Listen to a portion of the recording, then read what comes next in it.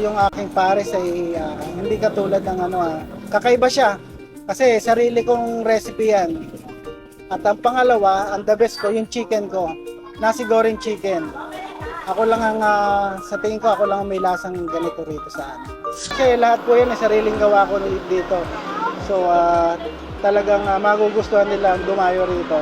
Masarap po ba? Masarap po. Yummy. Yummy.